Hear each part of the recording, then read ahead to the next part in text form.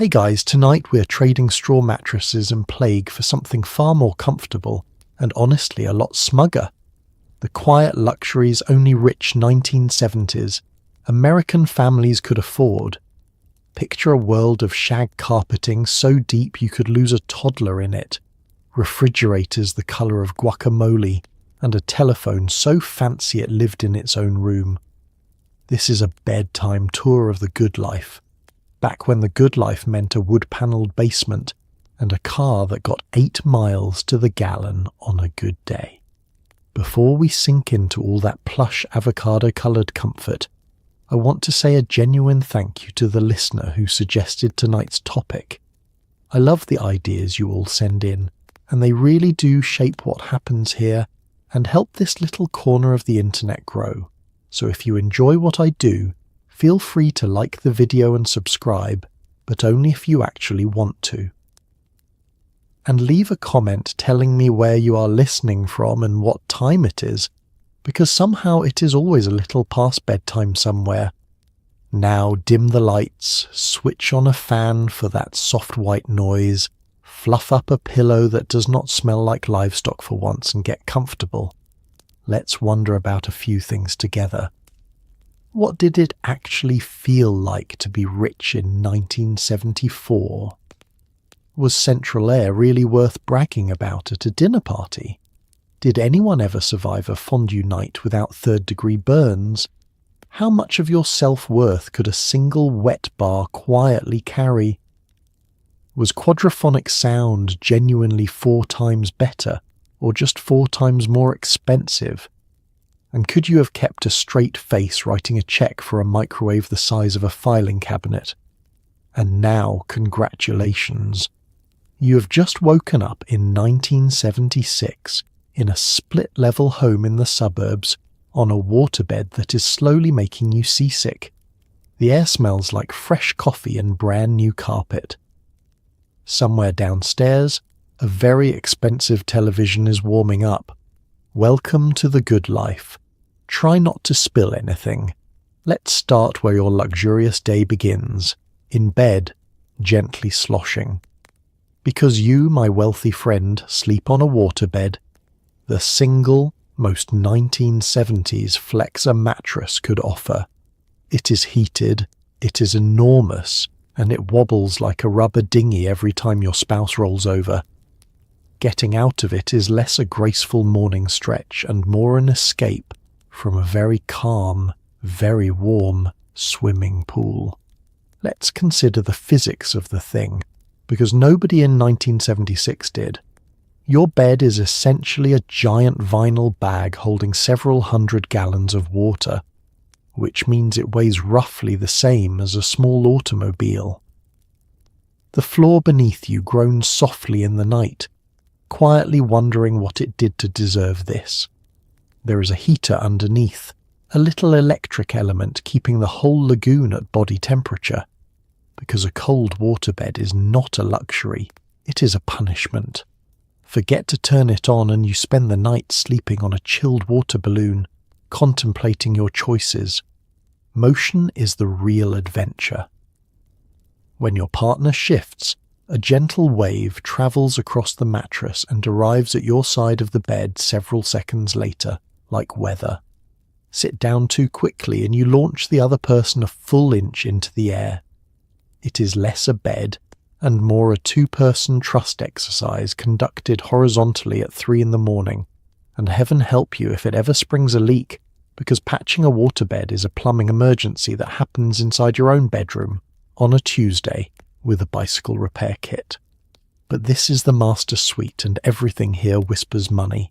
There is a walk-in closet, which is to say a closet you can actually walk into, a concept that would have baffled your grandparents, who kept their entire wardrobe on 3 hooks and a nail.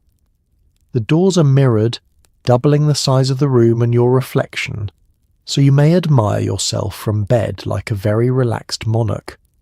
The carpet is thick enough that your feet vanish into it. Somewhere a small colour television sits on the dresser, because watching TV in the same room where you sleep is the sort of decadence that made your relatives clutch their chests. And then the crown jewel, the private bathroom, your own, attached. A bathroom that only 2 people have to share instead of the 6 that a normal family piled into a single hallway commode, staging small territorial wars over the sink each morning. Yours has 2 sinks, a novelty so absurd it borders on the theatrical. 2 people brushing their teeth at the same time in the same room without a single elbow being thrown. It is the sort of thing that makes visiting relatives go very quiet with envy. There may even be a garden tub big enough to actually lie down in, and a separate shower stall so the bathing and the showering happen in 2 entirely different appliances. If you have ever wondered what wealth felt like at 7 in the morning, it felt like not having to knock on your own bathroom door and ask how much longer someone was going to be. So you rise from your warm, wobbling lagoon, plant your feet in carpet the depth of a wheat field, and pad across to a bathroom you do not have to defend from anyone. It is a start to the day that most of the country would consider a fantasy. Let's peel ourselves off the water and take a look around, because the comforts are only getting started. Let's talk about the air, or more specifically, the fact that yours is perfect. While the neighbours are sweating through July in front of a box fan that just pushes hot misery around the room, your home hums with central air conditioning. Every room gets the same crisp, cool, faintly metallic breeze, controlled by a single dial on the hallway wall that you guard like a nuclear launch code.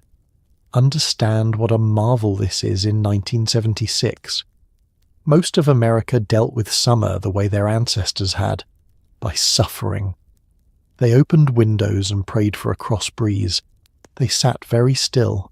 They draped damp washcloths over their necks and complained. The lucky ones had a window unit, a single wheezing box jammed into one bedroom, roaring like a propeller plane and cooling exactly 9 square feet. So the whole family migrated to that one room each night and slept in a heap like refugees from the heat. Not you. Your cool comes from everywhere and nowhere, whispering out of vents in the ceiling and the floor, invisible and total. Walk from the kitchen to the den to the bedroom and the temperature never changes. It is always 72 degrees in your house, a permanent artificial spring that you purchased and now command. Stepping through your front door on a scorching afternoon is like walking into a different climate entirely, and guests visibly relax the moment it hits them, letting out a small involuntary sigh of gratitude. The heart of this power is the thermostat, and the thermostat is yours. It is a small plastic dial on the wall, and it holds more authority in your household than any human being. Whoever controls it controls the very atmosphere, and so it becomes the object of quiet, bitter family warfare. Dad thinks it is set too cold and is wasting money. The teenagers think it is too warm. Someone is always creeping down the hall to nudge it a degree in their favour, and someone else always notices, and a silent, decades-long thermostat Cold War simmers beneath your beautifully climate-controlled roof. There is a cost, of course, and it is spectacular. Running central air in the 1970s was like leaving all the windows open and throwing dollar bills directly out of them. The electric meter on the side of your house spins so fast it becomes a blur. When the summer bill arrives, your father holds it at arm's length, makes a sound like a wounded animal, and delivers a lecture about how in his day you simply sweated and were grateful. Then he goes and sits directly under a vent. The system also makes a sound, a low mechanical hum, followed by a satisfying whoosh as it kicks on like a distant spaceship preparing for departure. You stop hearing it consciously, but your body knows it, and on the rare occasion it clicks off, the sudden silence feels wrong, almost ominous, the house holding its breath in the heat. To the average family sweating through the night with a fan pointed at their face, This is science fiction, an impossible fantasy of engineered comfort. To you, it is simply Tuesday, a background fact of your pampered existence, as unremarkable as running water. You'll not truly appreciate it until you visit someone who does not have it and spend an evening slowly melting into their sofa. And so you move through your perfectly chilled home, faintly smug, absolutely unwilling to let anyone touch the sacred dial. Speaking of things underfoot, let's look down, because your floors are hiding a small ecosystem. It's time to appreciate the ground beneath your feet, which in a rich 1970s home is not a floor so much as a landscape. We're talking wall-to-wall shag carpeting, deep enough to lose a set of car keys, a wristwatch, and possibly a small pet. The colour is likely burnt orange, avocado green, or a brown that can only be described as gravy. Let's talk about the depth, because that is the whole point. This is not the thin, sensible carpet of a waiting room. This is a plush, towering forest of fibres that swallows your foot to the ankle. Walking across it barefoot is a genuine sensory event, like wading through a warm, dry meadow indoors. Lie down on it, and you nearly disappear. Children treat it as terrain, building forts and staging battles on its shaggy plains, and more than one dropped Lego has been declared lost forever to its depths, only to reappear years later, painfully, under a bare foot. You need a special rake to keep it standing upright, which is a sentence that should give you pause. Yes, your carpet requires grooming, like a lawn or a horse. This little plastic rake drags across the fibres to fluff them back to vertical attention after the flattening traffic of daily life, leaving neat parallel lines that last exactly until someone walks on them. Raking the carpet was a real chore that real people did, and there was a quiet pride in a freshly raked shag, the domestic equivalent of a mowed field. The colour deserves its own moment of reflection. The 1970s looked at nature and decided the best parts were the mud, the moss, and the overripe fruit. Your carpet is therefore some shade of earth tone so committed that it borders on aggressive. Burnt orange, harvest gold, a deep avocado, a brown with ambitions. These colours were chosen partly for fashion and partly brilliantly because they hid dirt, which is a polite way of saying you genuinely could not tell what had been spilled on it. And in a house full of people drinking cocktails over shag, that was a mercy. Because here is the dark secret of the shag. It is impossible to clean. It eats everything. Crumbs, dust, coins, earrings, the occasional olive from a martini, all of it vanishes down into the fibres where the vacuum cannot reach. And the vacuum tries. Your vacuum cleaner wages a daily war against this carpet and loses, groaning and straining as it drags across a surface designed specifically to resist it. Spill red wine on white shag and you do not clean it. You simply rearrange your furniture to cover the evidence and never speak of it again. It is also, let's be honest, a flea's paradise, a dust mite's kingdom, a small self-contained ecosystem thriving quietly beneath your feet. Whatever falls in mostly stays in. Scientists could probably core a sample of 1970s shag carpet and reconstruct an entire family's history from it, layer by layer, like tree rings, but stickier. And yet none of that matters, because it is warm, it is plush, it is gloriously soft, and it announces the moment you step inside that this is a home with money to spend on impractical comfort. Sensible people had linoleum, you had a floor you could nap on, but carpet is only comfort. Let's walk this luxurious floor into the beating heart of the home, the kitchen. Welcome to the kitchen, where every appliance has committed fully to one of two colours, avocado green or harvest gold. The refrigerator is the size of a small wardrobe and hums with the confidence of something that cost as much as a used car. The countertops are laminate. The wallpaper has a print of tiny mushrooms or roosters, and there is a decorative rooster somewhere. There always is. Let's begin with the colour scheme, because it is not a choice so much as a commitment. Somewhere in the late 1960s, the entire nation agreed that kitchens should be the colour of a ripe avocado or a field of dying wheat, and there was no going back. Your refrigerator is green. Your oven is green. Your dishwasher, if you point at it, is also green. A matched set of appliances in a shade found nowhere in nature, except the inside of the fruit itself. The alternative was harvest gold, a mustardy yellow-brown that somehow looked expensive at the time and looks like a stain now. You picked one and you lived with it for 20 years.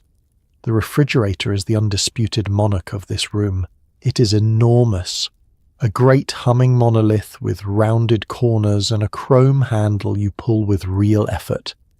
Inside it is a landscape of Tupperware in matching colours, glass bottles of milk, a jar of maraschino cherries for the wet bar, and a mysterious foil-wrapped object in the back that no one will claim and no one will throw away. On the door, held by magnets shaped like fruit, is the family's entire administrative life. Report cards, a casserole recipe, a child's drawing of a house that looks exactly like this one. The countertops are laminate, that miracle material printed to look vaguely like stone or wood or occasionally gold flecks suspended in amber, as though your counter were a fly trapped in prehistoric resin. It is indestructible, wipeable, and slightly too shiny, and it will outlive us all. Set a hot pan on it wrong and you get a permanent scorched oval that becomes part of the family lore. The spot where Aunt Linda ruined the counter in '73. Now let's discuss the wallpaper, which has opinions. It is patterned, densely, with something small and repeating. Tiny mushrooms, or roosters, or little baskets of fruit, or a geometric shape that hurts your eyes if you stare at it during a long dinner. It is applied to at least one wall and possibly the ceiling, because restraint was not a 1970s value. And presiding over all of it, on a shelf or a canister or a decorative plaque, is a rooster. There is always a rooster. Nobody in the family raises chickens. Nobody has explained the rooster. The rooster simply is, watching over the kitchen like a proud ceramic guardian. The room smells like brewing coffee from a percolator that gurgles and pops, and like whatever is currently being kept warm on the stove. There is a spice rack on the wall holding spices from 1971 that will never be used but look wonderful. There is a cookie jar shaped like an owl. There is a wall-mounted telephone in a coordinating colour with a cord long enough to reach every corner of the room, so meals can be cooked one-handed while gossip is conducted. This is not just a kitchen. It is a kitchen built for a family that entertains, which means it is stocked with gadgets nobody strictly needs and everybody desperately wants. And sitting on that counter, glowing with menace and possibility, is the crown jewel of modern convenience. Let's talk about the microwave. Behold the microwave oven, a machine so futuristic and so expensive that owning one in 1975 basically made you a wizard. Yours is the size of a filing cabinet, weighs as much as a bowling bag full of bowling balls, and cost more than most people's monthly rent. It cooks a potato in minutes, which feels like sorcery, and reheats coffee, which feels like cheating. Let's appreciate the sheer physical presence of this thing. Early microwaves were not the modest boxes of today. Yours dominates an entire section of counter, like a small industrial appliance that wandered in from a factory. It is a great slab of brushed metal and faux wood trim, with a heavy door that clunks shut like a bank vault and a dial, an actual mechanical dial that you twist and that ticks down with an audible grinding whir. There is no gentle beep. When your food is ready, a bell rings. A real bell, like a boxing match has concluded inside your kitchen. The magic of it genuinely unsettled people, because nobody understood how it worked, and the explanations only made things worse. It heats food from the inside. It uses invisible waves. There is no flame, no coil, no visible source of heat, and yet a cold cup of coffee comes out scalding.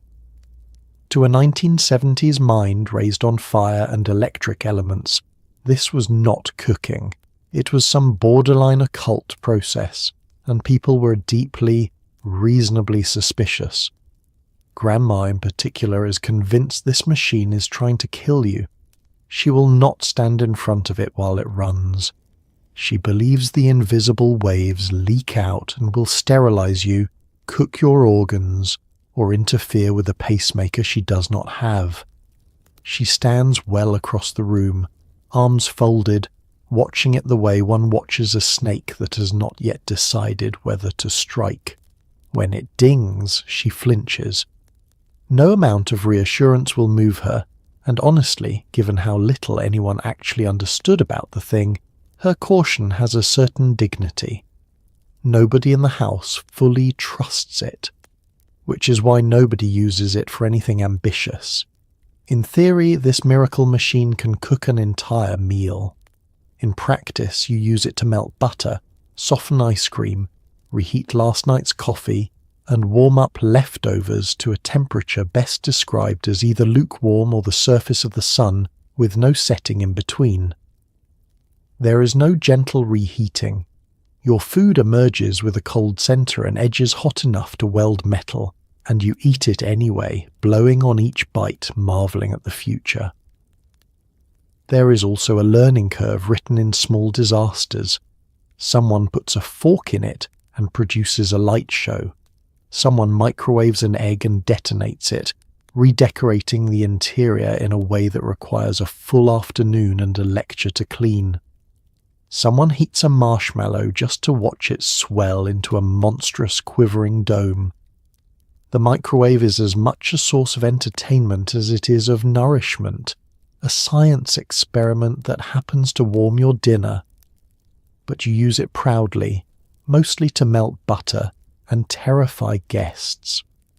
When visitors come, you demonstrate it like a carnival act, placing a cup of water inside and inviting them to watch it boil in 90 seconds while they gasp and shake their heads.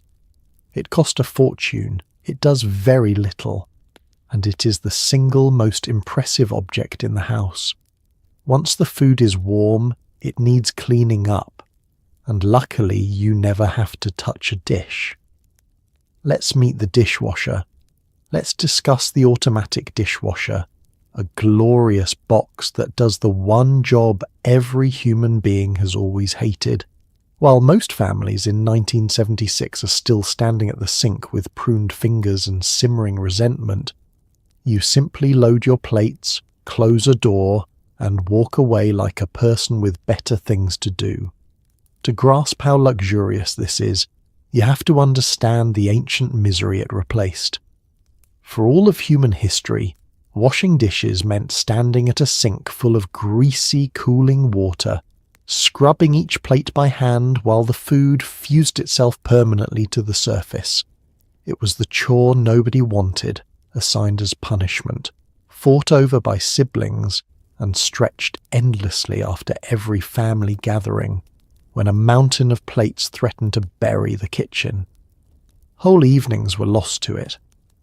Marriages were tested over who washed and who dried, and now in your kitchen a machine does it. You scrape the plates, arrange them in neat little racks, add a scoop of powdered detergent that smells of industrial lemon, twist the dial, and walk away. Walk away from dirty dishes. The freedom of it is almost dizzying. You could be relaxing in the conversation pit with a cocktail, while a machine handles the single most tedious task in domestic life, and that, more than almost anything else in the house, is what wealth feels like. The machine itself is not subtle about its work. It roars to life like a small contained ocean, sloshing and churning behind its door, sending a low rumble through the kitchen floor.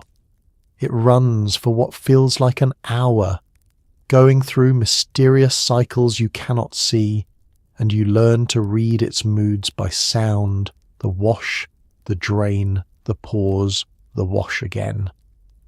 Running the dishwasher during dinner is out of the question, because you would have to shout over it, so it becomes an after-dinner ritual, humming away while the family scatters. Loading it correctly becomes its own domestic art form, and everyone in the house has strong incompatible opinions about it. There is a right way and a wrong way, and each family member is certain the others are doing it wrong. Bowls face down, no, at an angle. The big platters go on the bottom. That does not fit there, it goes here. You have watched two adults silently rearrange an entire load of dishes behind each other's backs. A slow, passive-aggressive ballet performed over a machine designed to reduce conflict. Do not forget the crown feature, the one that truly separates the wealthy from the merely comfortable, the drying setting. Not only does this machine wash your dishes, it then blasts them with heat until they are dry, so you do not even have to towel them off. You have officially and completely outsourced the entire concept of cleaning up after yourself. The dishes go in dirty and come out clean, warm, and ready to be put away, having passed through the process untouched by human hands. There are casualties, of course. Something not marked dishwasher safe goes in and comes out warped or melted, or with its painted design mysteriously faded to a ghost. A wooden spoon emerges cracked and furious, but these are small prices for the miracle, and you pay them gladly. So while the rest of the block stands at the sink with wrinkled fingers, staring out the window at your lit kitchen and wondering how you have so much free time, you are elsewhere, relaxing, unbothered, gloriously idle. But the dishwasher only handles the plates. What about the trash? Oh, you have a machine for that too. Now, here is a luxury so gloriously unnecessary that it borders on art. The trash compactor. This is a machine, built right into your kitchen cabinets, whose entire purpose is to crush your garbage into a smaller, denser, more manageable garbage. You did not want to take the trash out more often, so instead you bought an appliance to squish it. Let's sit with the logic of this for a moment, because it is a perfect little monument to 1970s excess. The problem the trash compactor solves is that taking out the garbage is mildly annoying and happens a few times a week. The solution the trash compactor offers is a large, expensive motorized machine permanently installed in your kitchen, consuming electricity that reduces the frequency of this minor chore. It is a machine that exists purely to let you procrastinate on a 2-minute task. It is magnificent. Here is how the ritual works. You pull open a heavy drawer, drop in your milk cartons and coffee grounds and crumpled TV listings, and slide it shut. Then you turn a key, an actual key, because apparently the makers worried a child might climb inside and press the button. The machine springs to life with a deep mechanical groan, a hydraulic ram descends slowly from above, and a week of loose, fluffy garbage is pressed with tremendous force into a single dense compressed brick. The sound is deeply satisfying and slightly alarming. It groans, it grinds, it creaks under strain, and you can hear things inside giving up. The pop of a plastic bottle surrendering, the crunch of a cardboard box being flattened into a wafer. It is the sound of pure mechanical dominance over your refuse. Family members gather to listen when something particularly crushable goes in. Standing over the compactor as it works gives you the quiet, godlike sense of a person who has bent the physical world to their will. The result is a garbage brick, a compressed cube of household waste, roughly the size of a loaf of bread and roughly the weight of a bowling ball. In theory, this is efficiency. In practice, you have simply concentrated all your garbage into a single, dense, back-straining object that leaks mysterious fluid and must still, eventually, be carried to the curb. You did not eliminate the chore. You made it heavier and less frequent, and somehow that felt like progress. There is also the smell, which the compactor does not so much prevent as concentrate. Everything that would have gone stale in a normal bin now goes stale in a tightly packed cube, marinating together in the dark, and when you finally open the drawer, the aroma that rises out is a rich and complicated experience. You learn to change it before that moment mostly, and yet, is it necessary? Absolutely not. A regular garbage can, emptied a bit more often, would do the identical job for free. Everyone knows this. You know this. But the trash compactor was never about necessity. It was about the fact that you could own a machine to crush your trash, and your neighbours could not, and when they came over and saw it, they went quiet with the particular envy reserved for the truly pointless purchase. Does it make a satisfying crunch that makes you feel like the master of your domain? Every single time. And while we are on the subject of appliances doing your chores for you, let's look at the oven that cleans itself. Let's open the oven, which in your house is the self-cleaning kind, meaning it heats itself to roughly the temperature of the sun and incinerates its own filth, while you sit down and do absolutely nothing. It is one of many small miracles in this kitchen. Consider the horror this replaced. Cleaning an oven used to be one of the most loathsome jobs in the home, an all-day ordeal of caustic sprays, steel wool, and kneeling with your entire head inside a greasy metal box, scrubbing at burnt-on crust from a roast 3 Christmases ago, while the fumes slowly stripped the enamel off your lungs. It was reserved for the deepest spring cleaning and dreaded for weeks beforehand. People genuinely rearrange their lives to avoid it. Your oven does this itself. You turn a dial, a small latch locks the door shut with an ominous final click, and the machine begins to heat and heat and heat, climbing far past any temperature you would ever cook at, up to a searing inferno designed to reduce every splatter and drip inside to fine grey ash. For hours your oven becomes a small crematorium for grease, glowing with heat, sealed tight, hissing faintly. You do not open it. You are, frankly, a little afraid to. The whole house knows when the oven is cleaning itself. There is a smell, a hot, acrid industrial odour of burning residue that drifts through the rooms and makes everyone slightly uneasy. There is the heat, radiating off the front of the appliance so intensely that the kitchen becomes uncomfortable, and the central air kicks into overdrive to compensate, wealth fighting wealth in your walls. When at last it cools and the latch releases, you open the door to find nothing inside but a fine dusting of pale ash, which you wipe away with a single paper towel, feeling like a genius. But the oven is only the headliner.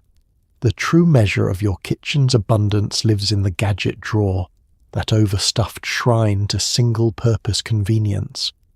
Pull it open, if you can, because it barely closes, and behold the riches within. Each item replaces a task your grandmother did by hand, and each one hums with the quiet promise that you will never again have to work for your dinner. There is the electric can opener, mounted on the wall or squatting on the counter, which grinds open a can of soup with a whir, saving you the crushing labour of turning a handle for 8 full seconds. There is the electric knife, a vibrating, buzzing blade that saws through the Thanksgiving turkey like a small power tool, occasionally with a level of enthusiasm that clears the table. There is the crock pot, glazed in coordinating avocado, into which you throw a roast in the morning so it can transform itself into dinner by evening while you're elsewhere being wealthy. And the fondue set. Oh, the fondue set. A little pot suspended over a small open flame into which you and your guests dip bread and meat and fruit on long forks. A communal ritual that is one part sophisticated dinner party and one part minor fire hazard. It is used perhaps twice a year, always at gatherings, always with at least one guest burning their tongue or losing a bread cube to the molten depths, and it is stored the other 363 days as a symbol of a lifestyle you aspire to. But a rich 1970s home is not only about labour saved, it is about entertaining, and no host entertains without a proper bar. Every self-respecting rich family in the 1970s had a wet bar, a small dedicated shrine to cocktails tucked into the corner of the den. Yours has a little sink, a padded leather rail, mirrored shelves, and enough amber liquor to sedate a small town. There are highball glasses, a soda siphon, a bucket for ice you crushed yourself, and a cocktail shaker you use with the confidence of a man who has read the back of exactly one recipe card. The defining feature, the thing that makes it wet, is the little sink. This is the whole flex. Any household can put a few bottles on a shelf and call it a bar, but to run actual plumbing into the corner of your den so that you never have to walk the 15 feet to the kitchen for water or to rinse a glass, that is a statement. It says you take drinking so seriously that you've given it its own water supply. That tiny faucet is the difference between a man with some liquor and a man with a bar. Let's admire the staging, because a wet bar is theatre as much as it is function. The shelves are mirrored, so your collection of bottles appears twice as vast, a glittering wall of amber and glass that catches the light. There is a padded leather rail along the front, quilted and studded with little buttons, so guests can lean against it and pretend, just for an evening, that they are at a real establishment rather than in Gary's basement. There are stools. There may be a small neon sign, or a hanging lamp, or a framed print of a martini. The whole corner is a stage set for the role of sophisticated host. The glassware alone is a science. You do not simply own glasses, you own a taxonomy of them. Highballs and lowballs, martini glasses, cordial glasses, a coupe and a special heavy tumbler for the good Scotch. Each drink demands its correct vessel, and using the wrong one is a small social error you would never make in front of guests.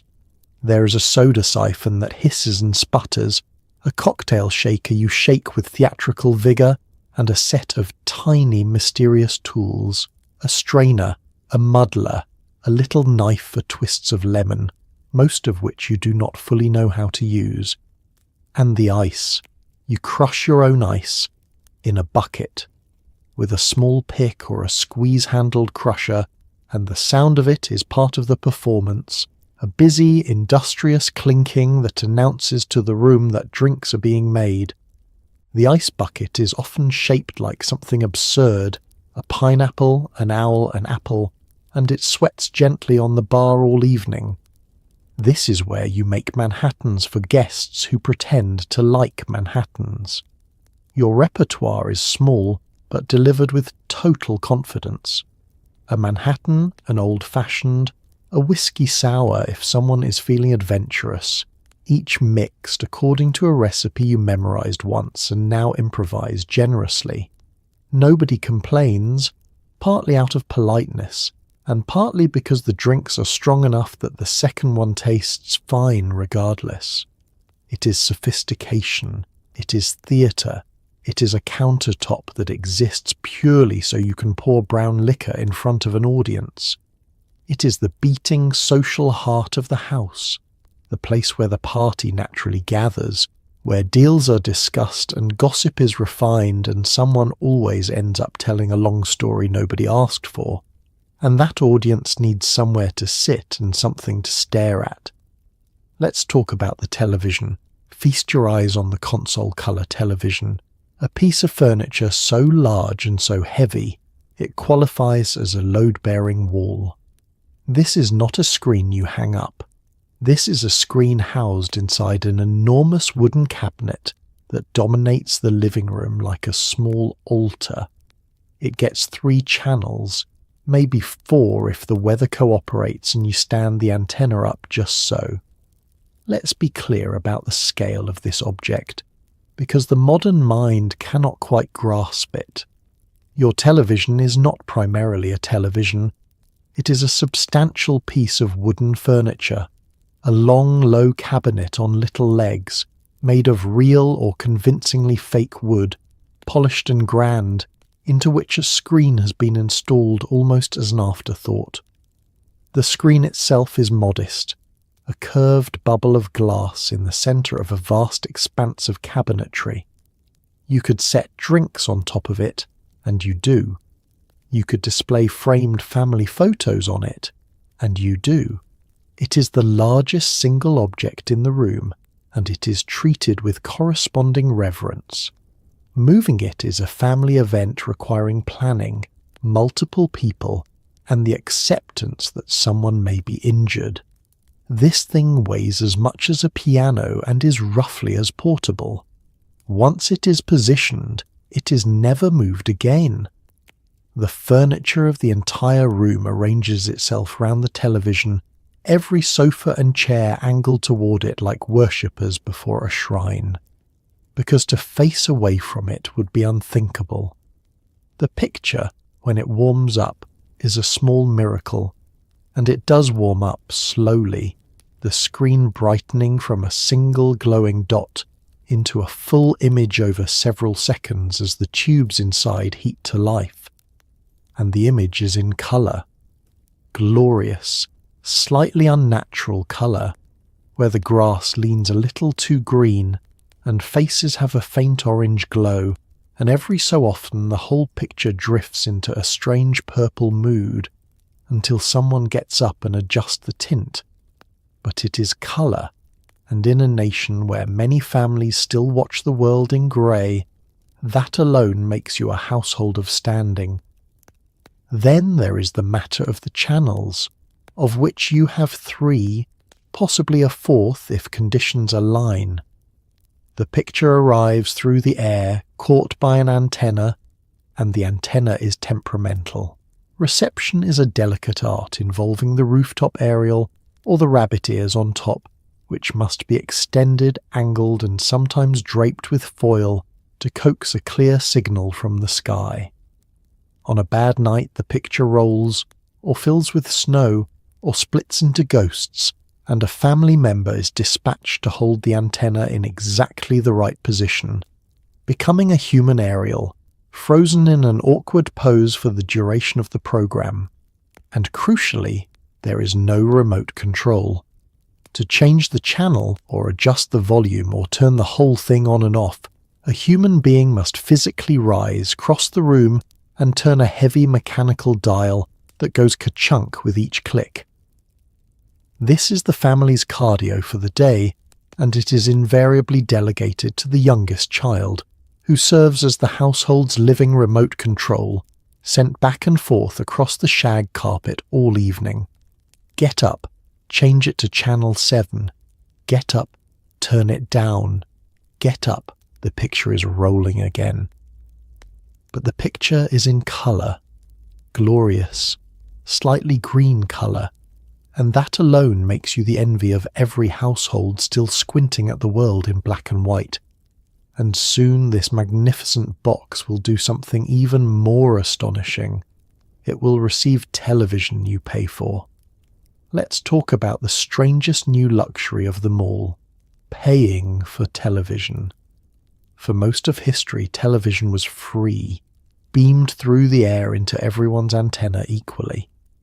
But now there is cable, and there is a brand new channel called Home Box Office that shows movies with no commercials, uncut, right in your living room.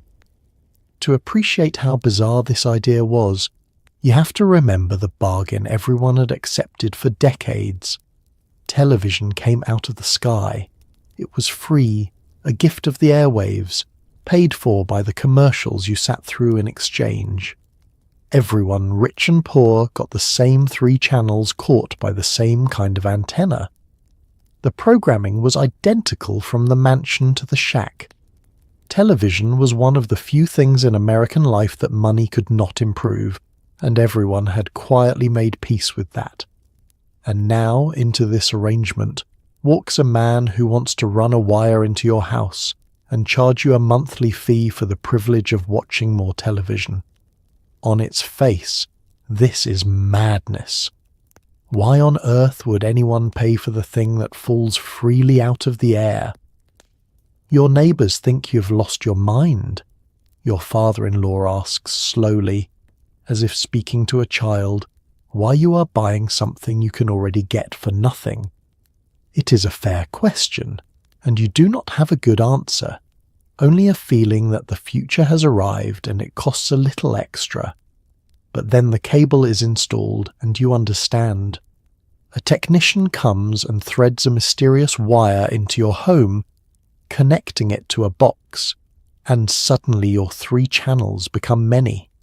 There is a channel for news all day, a channel showing old movies, and then there is the crown jewel, Home Box Office, which does something no television has ever done. It plays an entire movie, a real theatrical movie with no commercials, uncut, uninterrupted, right there in your den. Sit with that for a moment, because in 1976 it was genuinely astonishing. A film with no commercial breaks, no station identification, no advertisements for laundry soap shattering the tension of the climax. The movie simply plays, from start to finish, the way it did in the theatre. Except you are on your own sofa in your own home with a drink from your own wet bar and no sticky floor.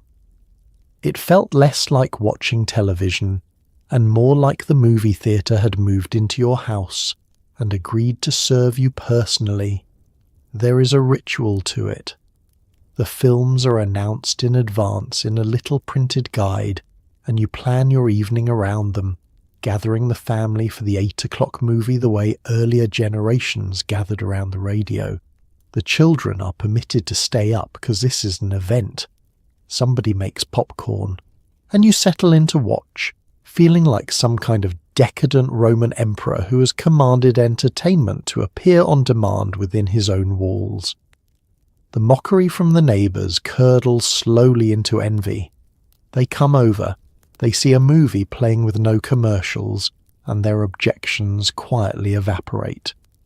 Within a year, half of them have run the same wire into their own homes, and paying for television once the punchline becomes simply the way things are done. You were first. You knew the future cost extra, and you were willing to pay it. And once your eyes are entertained, it is time to indulge your ears. Prepare your eardrums for the hi-fi stereo system, the pride of the modern living room and the reason your father will not let anyone touch anything.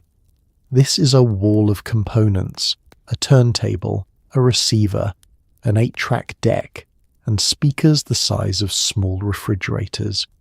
And if you are truly rich, you have quadraphonic sound, which is like regular stereo except with 4 speakers and twice the smugness.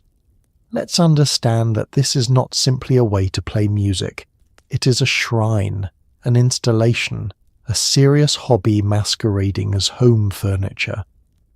It occupies an entire wall of the living room, a stack of gleaming metal components with more knobs, dials, sliders and glowing meters than the cockpit of a small aircraft.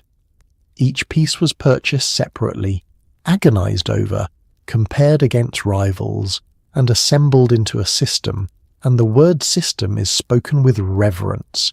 because a cheap all-in-one unit is for people who do not truly understand music, and you apparently do. At the heart of it sits the turntable, where the record spins and a delicate needle rides the groove. Handling a record is a ceremony of its own. You slide it from its sleeve with your fingertips on the edges only, never the surface, because a fingerprint is a smudge, and a smudge is a pop, and a pop is a tiny tragedy. You lower the needle with the steady hand of a surgeon, and if you drop it too hard, you scratch the record and earn a scar that will announce itself at the same spot every single time it plays, forever. Beside it hums the receiver, the brain of the operation, a heavy silver slab with a backlit dial and a row of switches that do things nobody fully remembers. And there is the 8-track deck, that glorious doomed technology, into which you slam a chunky plastic cartridge that plays your album in a continuous loop, occasionally fading out mid-song with a loud K-chunk to switch tracks at the least convenient possible moment, right in the middle of the good part. Then there are the speakers, and the speakers are enormous. These are not modest little boxes. They are great wooden cabinets the size of appliances, wrapped in fabric, capable of moving actual air, positioned with mathematical precision for optimal sound. And if you have gone all the way, if you have truly committed, you have 4 of them, because you have quadraphonic sound. Quadraphonic was the great promised revolution. Not 2 channels, but 4. Sound coming at you from every corner of the room, wrapping you in music. In theory, it placed you inside the recording. In practice, only a handful of albums were ever made for it. The extra speakers mostly added ambiance and expense, and it quietly died within a few years. But for now, in your living room, it is the pinnacle. 4 speakers, twice the equipment, twice the smugness. The whole apparatus is your father's domain, and it is defended with the ferocity of a man guarding treasure. Nobody touches the system. The settings are calibrated exactly. The volume, the balance, the tone, all perfect, and any deviation is noticed instantly. Children are permitted to look but not operate. Guests who reach for a knob are gently, firmly redirected. But when the needle finally drops, and the room fills from all 4 corners with sound so rich you can practically wear it, all the fuss is forgiven. Nobody understands how it works. The manual is longer than most novels, but it sounds like heaven with the subscription fee. Now let's step down, literally, into the most 1970s room in the entire house. Welcome to the conversation pit, a room designed so gloriously of its era that we may never see its like again. This is a section of your living room floor that has been deliberately lowered, ringed with built-in cushioned seating, so that guests can descend into a cozy carpeted crater and talk. That is the whole idea. You built a hole in your floor for chatting. Let's admire the sheer confidence of the concept. At some point, an architect looked at a perfectly good flat floor and decided the problem was that it was too flat, too easy to walk across, too safe. The solution was to carve out a square depression in the middle of the room, several steps down, and line it with plush built-in benches facing inward, upholstered in a fabric that coordinates with the shag, so that people could sit below floor level and converse. It is intimate. It is architectural. It is on paper a genuinely lovely idea. And in practice it mostly works. When it works, it is wonderful. The pit gathers a group inward and downward, everyone facing everyone, knees nearly touching, the outside world rising away above the rim.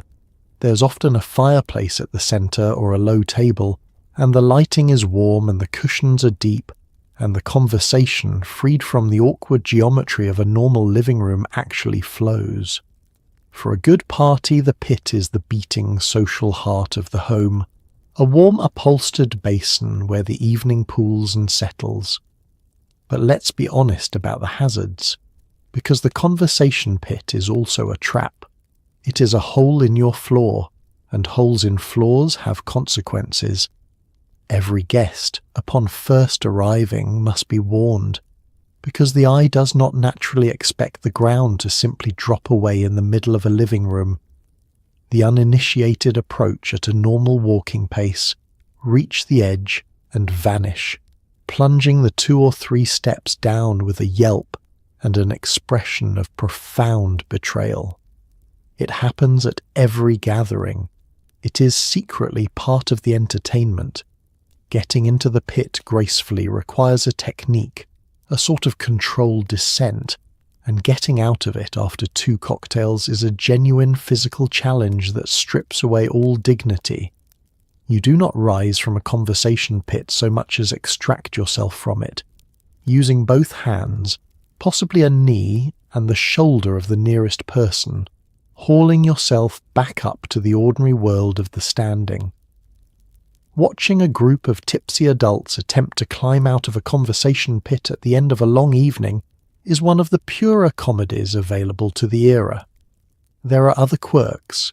Things fall into the pit and stay there. Crumbs, olives, a dropped earring, a small child all migrate down into the crater and settle among the cushions. Cleaning it is its own project, involving reaching into the gaps behind the built-in seating where the vacuum cannot follow. And on the rare occasion someone forgets it is there entirely, mid-story, gesturing, stepping backward, they simply disappear from view, dropping out of the conversation like a magician's assistant through a trap door. It is the height of sophistication and a genuine ankle hazard, and it captures the 1970s perfectly, a design that valued style, coziness, and a certain daring impracticality over the boring safety of a flat floor. But the pit is only the beginning of your entertaining spaces. Let's head downstairs to the promised land. Descend now into the finished basement, that magical underground kingdom of leisure. Up top your home is elegant, but down here is where the fun lives. The walls are wrapped in warm faux wood panelling, the floor is more shag, and the ceiling is dotted with those little acoustic tiles that look like petrified oatmeal. Let's understand what a finished basement really means, because that word finished is doing an enormous amount of work. Most families had a basement, but a basement was a grim place of raw concrete, exposed pipes, a furnace lurking in the corner, and the vague threat of spiders. It was where the laundry got done and the Christmas decorations went to hibernate. To finish a basement, to wrap it in panelling and lay down carpet and drop a ceiling over the pipes and turn it into an actual room people wanted to be in, that cost real money, and it doubled the living space of your home in a single stroke of suburban ambition. The defining material is the wood panelling, and it is everywhere. Great sheets of it, printed with a wood grain that is convincing from across the room, and clearly plastic up close, cover every wall in a warm, dim, cabin-like brown. It absorbs light.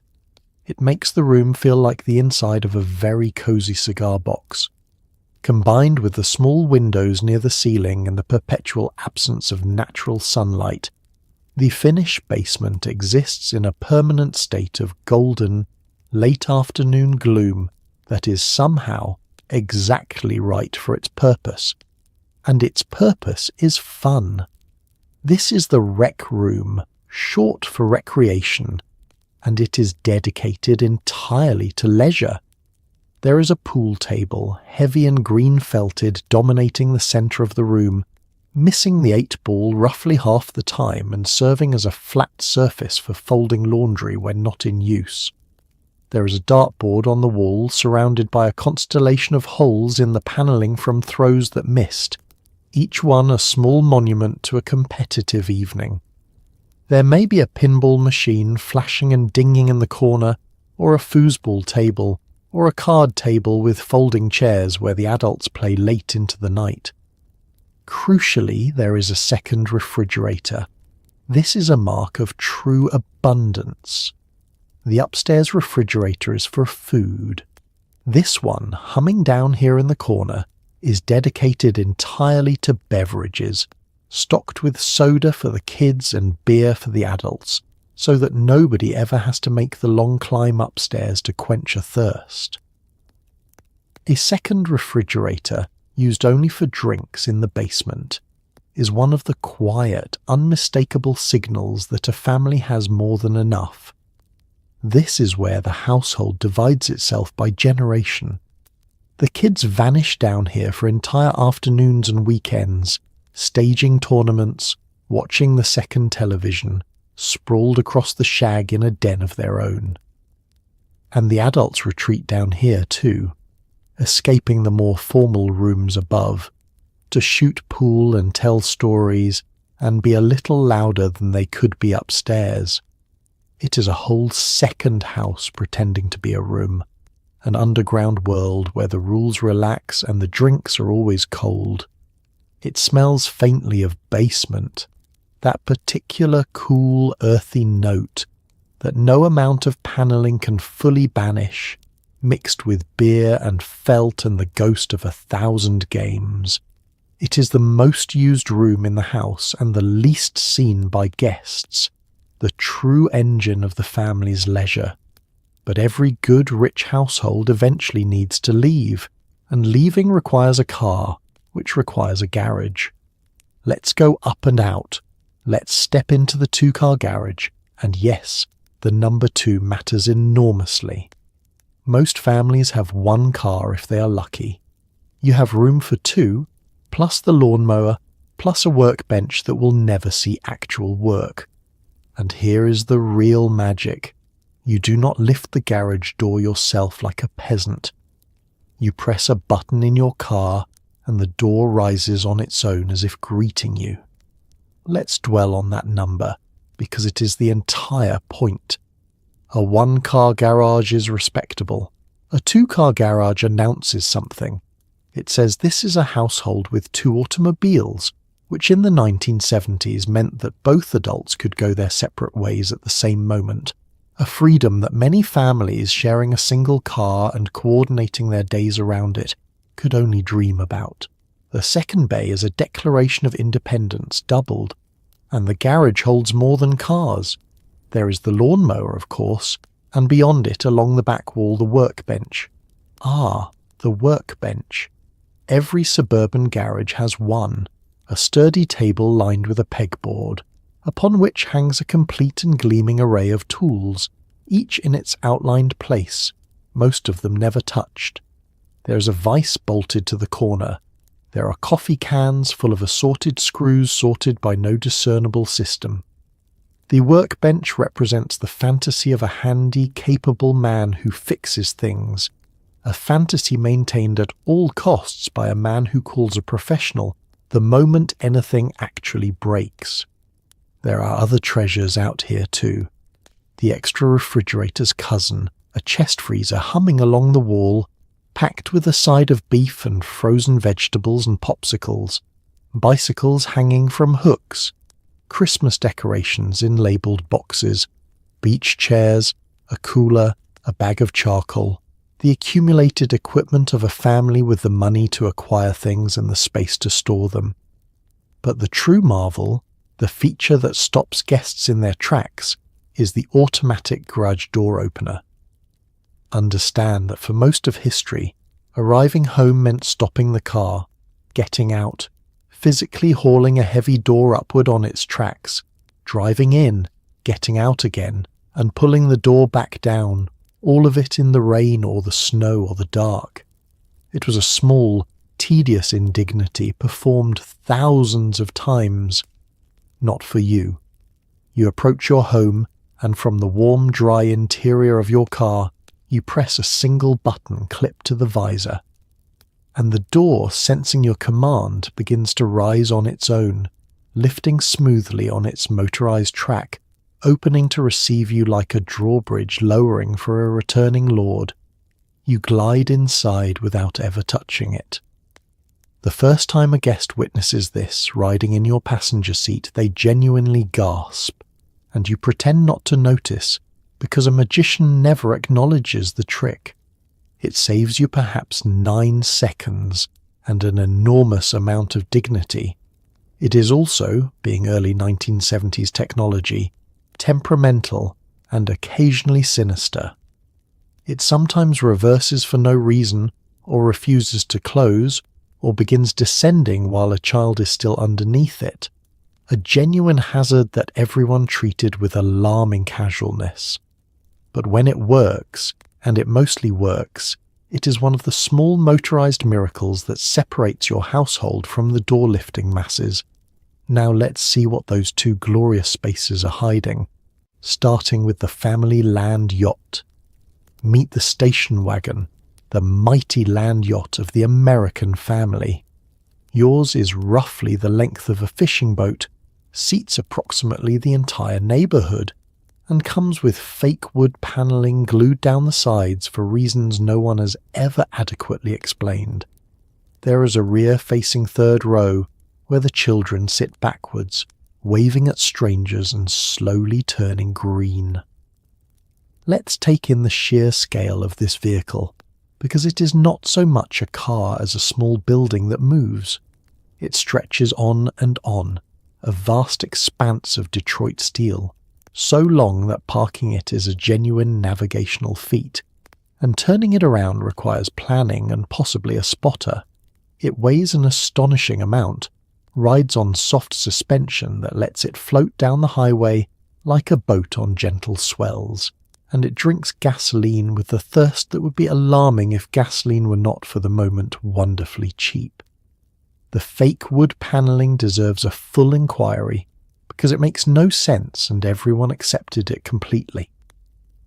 Down both sides of your steel automobile runs a strip of plastic decorated to look like the side of a wooden cabin, a decorative wood grain applied to a car, evoking apparently a sense of rustic warmth and old money estate wagons. It is not wood. It fools no one. It serves no function. It peels at the corners after a few summers in the sun, and it was the height of style, a sign that you had the deluxe model, and you would not have had it any other way. Inside, the station wagon is a cavern. The front seat is a single long bench, wide enough to seat 3 across, upholstered in vinyl that becomes molten in summer and arctic in winter, branding the backs of bare legs on contact. The middle row seats 3 more, and then, gloriously, there is the way back, the rear-facing third row, the wilderness frontier of the family car where the children are banished to sit backwards, staring out the tailgate window at the road unspooling behind them, waving at the drivers trapped behind and slowly, inevitably, growing carsick from the reverse motion. Let's talk about safety, or rather the cheerful absence of it. Seatbelts existed but were regarded as optional, buried in the seat cushions, ignored by all.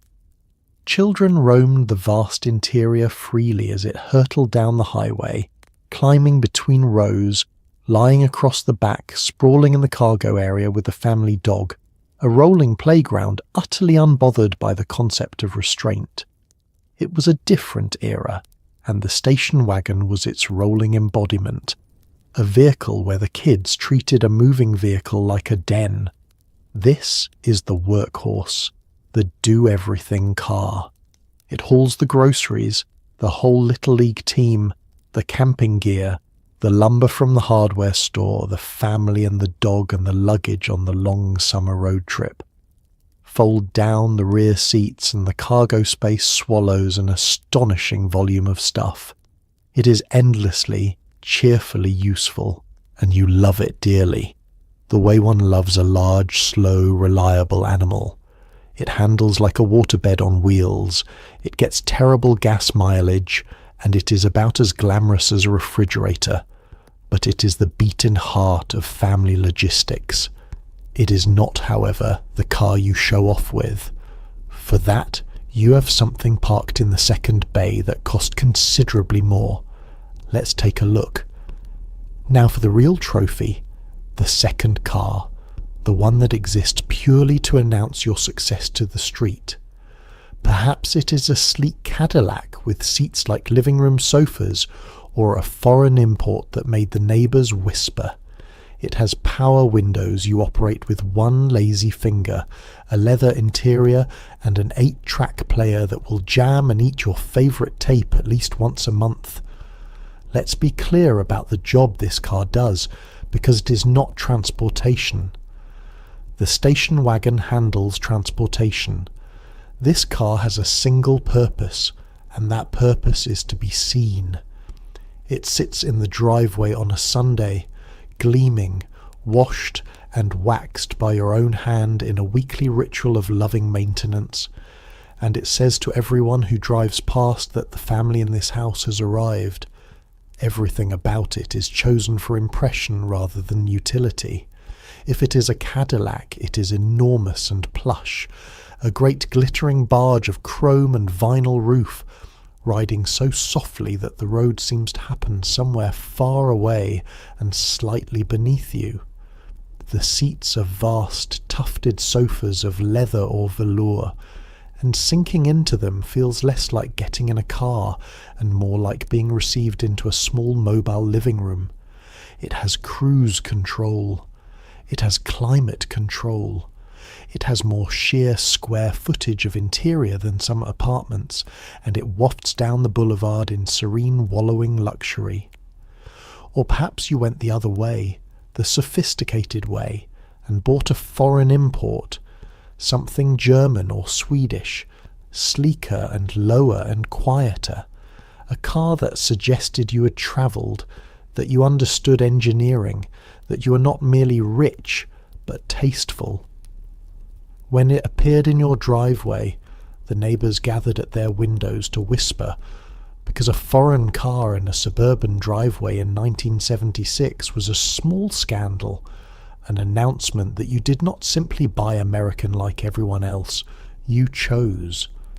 Now for the features, the delicious features. Power windows which rise and fall at the touch of a button, so you never again have to crank a handle in slow circles like a commoner. You operate them with one lazy finger, purely because you can, raising and lowering the glass just to feel the effortless motion of your own wealth. Power seats that adjust with a hum, power locks, power everything, each little motor a small monument to the idea that no muscle should be spent on any task a machine could perform. And the 8-track player, mounted in the dash, into which you slide your favourite cartridge to soundtrack your glamorous drives.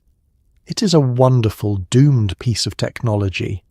It plays your music through the car speakers gloriously, right up until the moment it does not, when it begins to warble, then to chew, then to slowly and irreversibly devour the tape, pulling ribbon out into a tangled brown nest, eating your favourite album at least once a month with the appetite of a mechanical goat.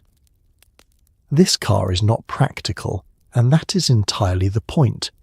Practicality is a virtue for the station wagon. This is for gliding to the country club with your elbow out the window and your sunglasses catching the light, one hand on the wheel, the very image of a person who has made it and would like you to notice. And speaking of showing off, let's step into the backyard where your greatest boast quietly shimmers. Behold the backyard swimming pool, the ultimate suburban declaration that you have made it. On a hot summer day, while the rest of the block fights over a single sprinkler, your family lounges beside your own private rectangle of chlorinated blue. It came at staggering expense, it demands constant care, and you will spend more time skimming leaves and balancing chemicals than actually swimming. Let's begin with what the pool announces, because that is its primary function. Anyone can be cool inside with air conditioning, but a swimming pool is a luxury that lives outdoors, visible over the fence, impossible to hide. It says that your property is large enough to spare, your budget deep enough to afford it, and you're standing high enough to install a private body of water in your own backyard for the sole purpose of leisure. It is the single most legible symbol of suburban arrival, a shimmering blue rectangle of success. The installation alone was an ordeal of biblical scope. Enormous machines arrived and tore a great crater in your lawn. There was digging and concrete and plumbing, and weeks of your backyard resembling a construction site, and a bill that made your father sit down heavily. When at last it was filled and gleaming, it was magnificent, and the true nature of pool ownership revealed itself only afterward, slowly, the way all such revelations do. Because a swimming pool is not a thing you own so much as a thing you tend, endlessly, like a temperamental blue pet with 1,000 needs. You skim it, drawing a long net across the surface to gather the leaves and bugs and stray debris that settle on it constantly, a task that is never once finished. You vacuum the bottom, you brush the sides, you empty the little baskets clogged with drowned things. The pool generates chores the way a garden generates weeds, and the skimming net becomes an extension of your arm all summer long. Then there is the chemistry, an amateur science you never asked to learn. The water must be balanced, its chlorine and its pH monitored and adjusted with test kits and jugs of caustic chemicals, or it will turn against you. Neglect it and the crystal blue clouds into a murky green within days, a swamp forming where your luxury used to be, and clearing it back to blue is a battle of shocking treatments and desperate measures. You spend more hours as an unpaid pool chemist than you ever spend actually floating in the thing. But then comes the payoff, and the payoff is real.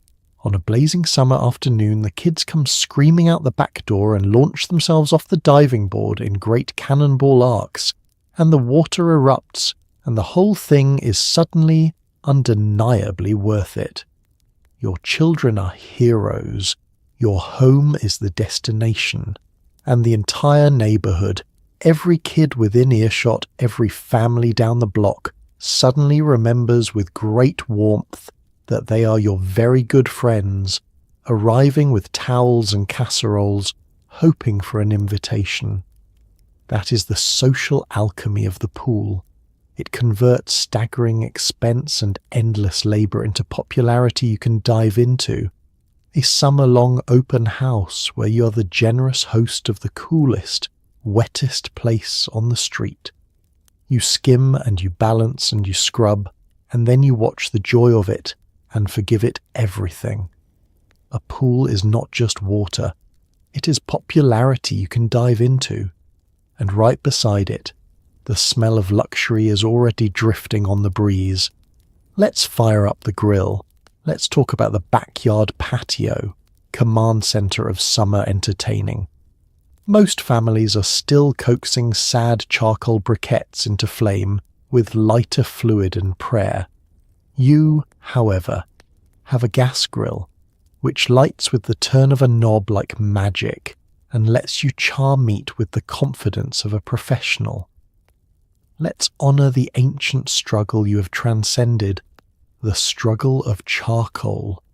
For generations, backyard cooking meant a bag of black briquettes, a can of lighter fluid, and a test of a man's patience and pride. You piled the coals, you doused them, you struck a match, you produced a brief and dramatic fireball, and then you waited and waited, fanning and cursing, while the coals slowly, reluctantly at their own leisurely pace, decided whether they would become hot enough to cook. Half the time dinner was late, scorched, or faintly flavoured with lighter fluid. You, however, have leapt into the future. Your gas grill connects to a tank of propane, and lighting it requires only that you turn a knob and press an igniter, and with a satisfying whoomph, flame appears, controllable, immediate, and abundant. No fluid, no matches, no waiting, no prayer. You have a heat source you command like a stovetop, out in the open air, and the difference in dignity is immense. You're not a man begging coals to catch. You're a man who turns a knob and produces fire. This transforms you into a backyard authority, and you assume the role fully. You stand before the grill in an apron, almost certainly one printed with a corny slogan, wielding a long fork and a spatula and a beverage you will not set down under any circumstances, presiding over the searing of burgers and hot dogs, and, on ambitious evenings, steaks and chicken and corn still in the husk. Grilling is the one form of cooking men of the era embraced eagerly, because it involved fire, meat, and standing outside holding a drink, and it was performance as much as cuisine. Around the grill spreads your patio, the outdoor command center, and it is fully furnished for the occasion. There is the patio set, cushioned lounge chairs for reclining, a low table, and the centerpiece, a large round table with a great umbrella spearing up through a hole in its middle, providing shade and a splash of bold color to the scene. The umbrella is invariably striped, invariably in fashionable earth tones, and it tilts and cranks in ways that never quite work right after the first season. There is a cooler nearby, always full, mysteriously replenished, sweating in the heat, and packed with ice and drinks so that no one need make the long journey indoors.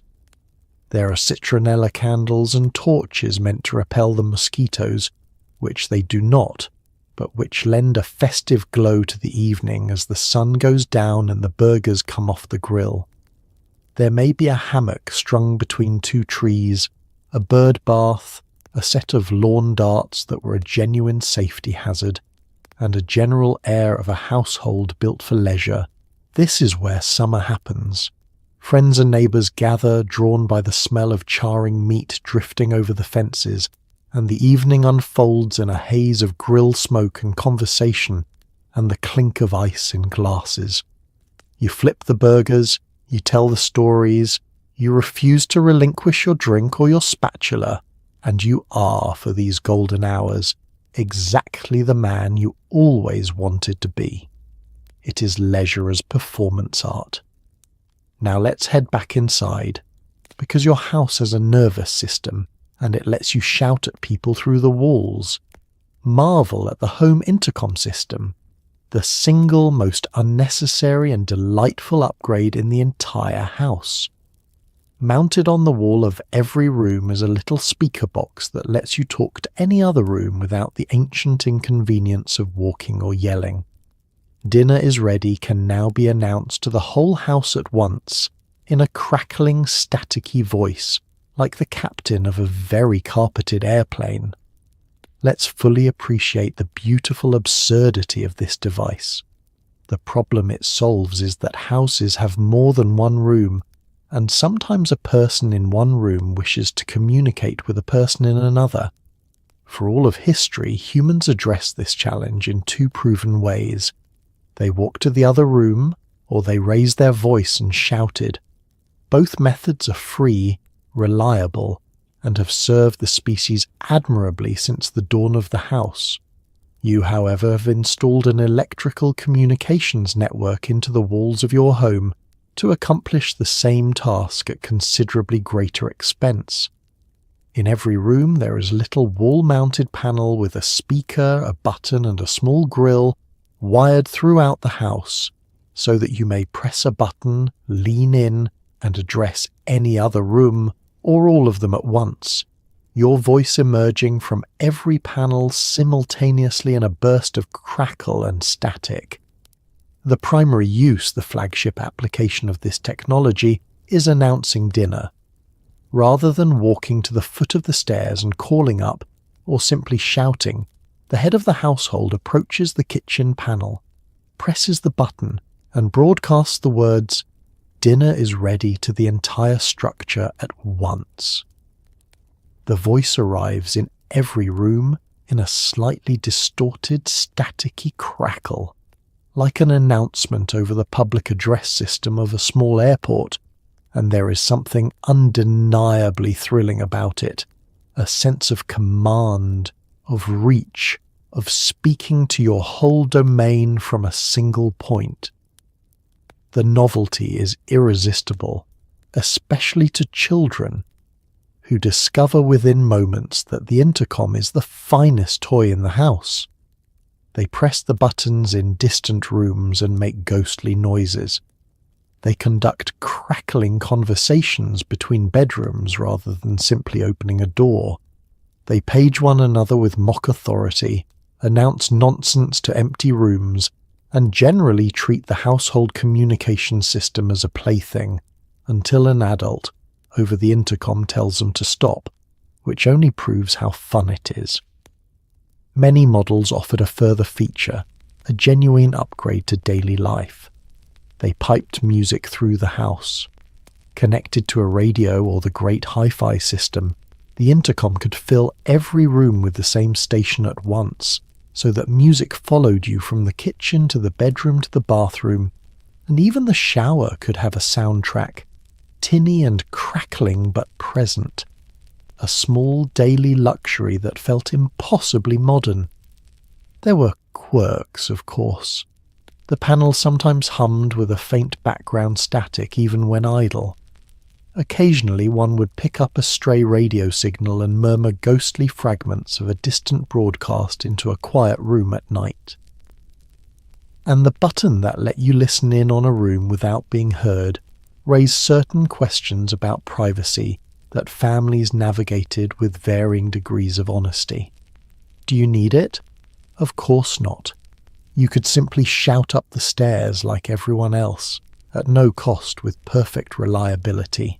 But shouting is free, and this cost money, and that is the entire 1970s in a nutshell. Now let's talk about the other way rich families love to communicate, in style, on multiple phones. Let's pick up the telephone, of which you have several, because one phone is for people who do not summer anywhere. Your home has extensions in multiple rooms, and at least one of them is a princess phone, small and sleek and glowing in the dark, sitting on a teenager's nightstand like a jewel.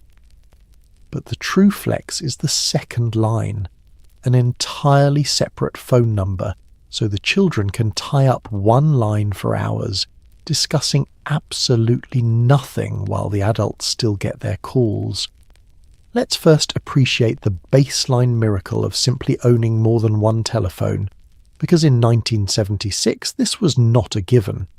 For most families there was one phone, and it lived in the kitchen or the front hall, bolted to the wall, shared by every member of the household in full view of all the others. Privacy was a fantasy. Every call was conducted in the middle of family life, with siblings eavesdropping and a mother hovering nearby asking who it was. To have phones in multiple rooms, extensions scattered throughout the house, was to have the almost unimaginable freedom of a private conversation. And the crown jewel of these was the princess phone.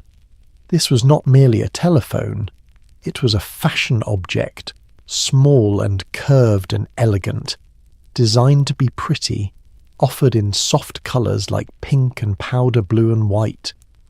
It was compact enough to sit on a nightstand, and its dial glowed gently in the dark so that a teenage girl could find it to make a call after the lights were out. It was marketed as jewellery for the home, and it was coveted accordingly, the ultimate accessory for a bedroom, a small glowing symbol of a young person's arrival into the world of private telephone calls. The physical reality of the telephone deserves a note for the modern mind. It was tethered to the wall by a cord, always, and you dialed it by rotary, spinning a wheel around for each digit and waiting for it to click slowly back, which meant that dialing a single number was a small investment of time, and a wrong number, a genuine setback. The receiver was heavy and satisfying. The cord stretched and coiled and tangled into hopeless knots, and a truly long cord, one that let you carry the phone into another room for privacy, was itself a minor luxury. But the true flex, the feature that separated the genuinely wealthy from the merely comfortable, was the second line. This was an entirely separate telephone number, a whole additional line run into the house, and its purpose was pure abundance. Understand that in a normal household the single phone line was a shared and contested resource. When one person was on the phone, no one else could make or receive a call, and no one else could reach the family from outside.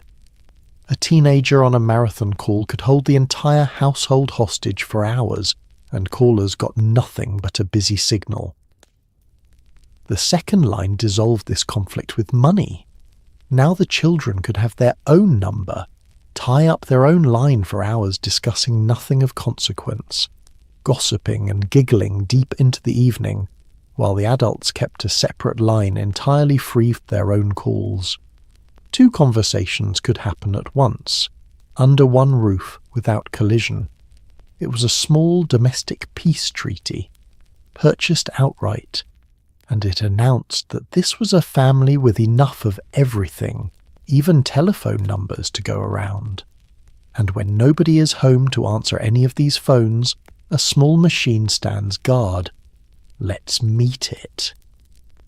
Consider the answering machine, a mysterious box of whirring tapes that catches your calls when you're too important to be home. When someone rings and you are out living your glamorous life, the machine clicks on, plays a greeting you recorded 11 times to get just right, and records their message with a beep. Let's understand the problem this solved, because it was a real and ancient frustration. For all of telephone history, a call that went unanswered simply vanished. If you were not home, the phone rang into an empty house, and the caller got nothing, no message, no record, no way of knowing you had missed each other, just an endless ringing and eventual defeat. Reaching someone required them to be physically present beside their phone at the exact moment you called, and if they were not, you tried again later, and again. A slow game of telephone tag with no way to leave a note. The answering machine changed this with a marvel of small technology. It was a boxy contraption that sat beneath the telephone, containing not one but two little cassette tapes, one holding your outgoing greeting and the other waiting blank to capture whatever messages came in. When the phone rang and no one lifted the receiver, the machine sprang into action, answering on your behalf, playing your recorded voice to the caller, and then, after a beep, recording their reply onto the tape for you to hear later. The single greatest feature of this device, culturally speaking, was the outgoing greeting, and the crafting of it was an ordeal out of all proportion to its importance. This was your voice, representing your household, played to everyone who called, and it had to be perfect. So you recorded it, and listened back, and hated it, and recorded it again. Your voice sounded strange to you, too high, too formal, too casual. You stumbled over a word. A child yelled in the background. The dog barked. You recorded it an 11th time and finally settled grudgingly on a version that would announce to all callers, with rehearsed and slightly false ease, that you were unable to come to the phone right now. Some households treated the greeting as a stage. There were people who recorded elaborate productions with music, with jokes, with both spouses speaking in turns, with a comic bit that was funny the first time a caller heard it and grating by the third. The answering machine greeting became a small form of self-expression, a 15-second broadcast of the family's personality, agonized over and performed for an audience of everyone who dialed. To many people, the whole concept remained baffling and slightly rude. Why would a machine talk for you? Older relatives were deeply suspicious of it and refused on principle to speak to a recording, hanging up in a small huff the moment they heard your recorded voice, then complaining later that they had called and you were not there. Talking to a machine felt strange and impersonal, an affront to the natural order in which a phone call reached a person, or nothing at all. But you understood the deeper truth, the sophisticated truth. Being unreachable is a kind of power. To let the machine catch your calls, to review your messages at your leisure, to return them on your own schedule rather than leaping to answer every ring, was to place yourself above the tyranny of the telephone. You were too busy, too important, too engaged with your glamorous life to be at the phone's beck and call. And once your glamorous life is lived, you will, of course, want to document it, preferably instantly. Let's talk cameras. Let's capture the moment, because you have the technology to do it instantly. In your hands is a Polaroid camera, which spits out a photograph on the spot. A small square of chemical magic that develops before your eyes while everyone waves it around, which does nothing but feels essential. Let's appreciate what a genuine wonder instant photography was, because for all of prior history, a photograph was an exercise in patience and faith. You took your pictures, not knowing how any of them had turned out, and then you removed the film, carried it to a drugstore, handed it over, and waited days, sometimes a week, for it to be developed by strangers in a distant laboratory. Only then, collecting the envelope of prints, did you discover whether you had captured a treasured memory or 24 blurry photographs of your own thumb. The Polaroid demolished this entire ordeal in a single magical stroke. You pointed the boxy camera, you pressed the button, and with a mechanical whir and a click, the machine ejected a small square photograph directly into your hand, right there, on the spot. And then came the ritual that defined the era. Everyone gathered around and waved the photo in the air, shaking it as though motion would hurry it along, watching as the ghostly grey square slowly, magically resolved into a full image before their eyes, colours bleeding into existence over the course of a minute. The waving did nothing, of course. The photograph developed at its own chemical pace regardless of how vigorously it was flapped. But everyone waved anyway, because it felt essential, because participating in the magic demanded some action. And shaking the picture became one of the great, pointless, universal gestures of the decade. The finished photo had a distinctive look, a soft, slightly dreamy quality, with a thick white border and a fat white tab at the bottom, and it was uniquely, wonderfully instant. For the truly momentous occasions, the birthdays and holidays and vacations, you brought out the heavy artillery, the Super 8 movie camera. This was a serious device held up to the eye that filmed actual moving pictures, capturing the family in motion, if silently and a little blurrily.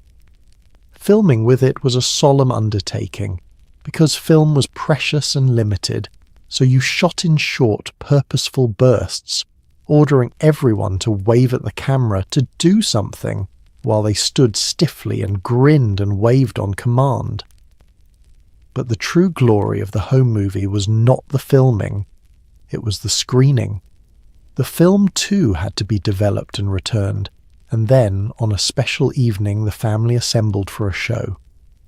Out came the projector, whirring and clattering and throwing off heat, and a screen was set up, or more often a clean white bedsheet was simply hung on the wall. The lights went down. The projector rattled to life, casting flickering, silent, jumpy images of the family's own recent past onto the sheet, and someone, usually father, narrated over the mechanical whir, explaining who everyone was and what they'd been doing, as if it were not entirely obvious.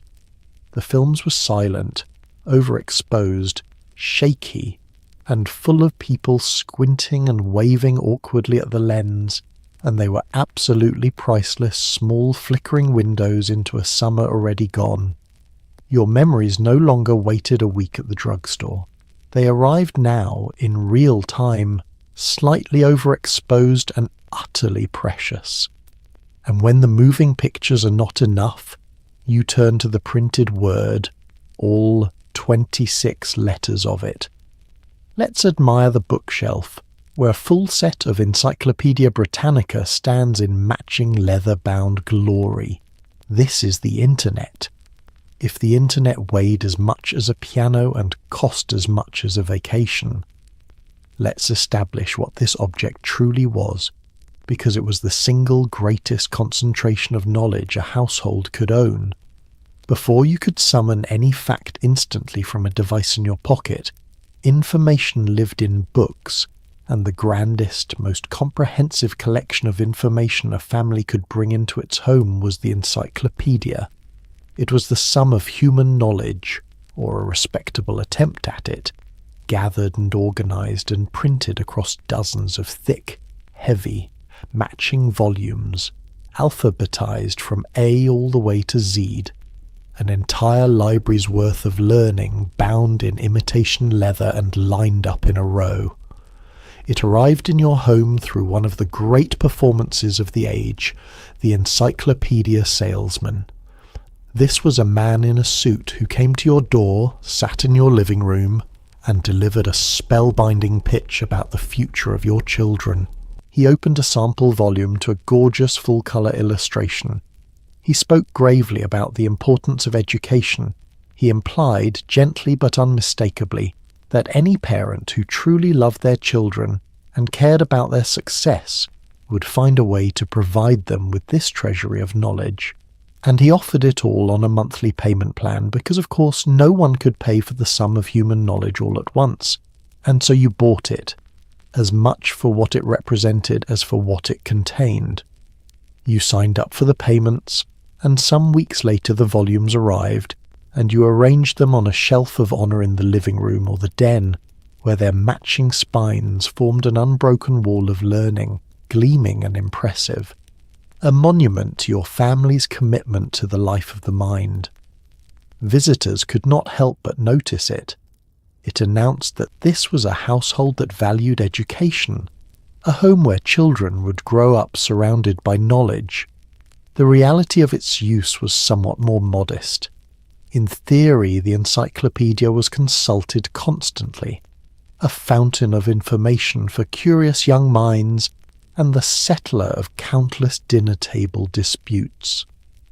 When an argument arose about the capital of some distant country or the height of some famous mountain, someone could march to the shelf, pull down the correct volume, and produce the definitive answer, ending the debate with the full authority of the printed page.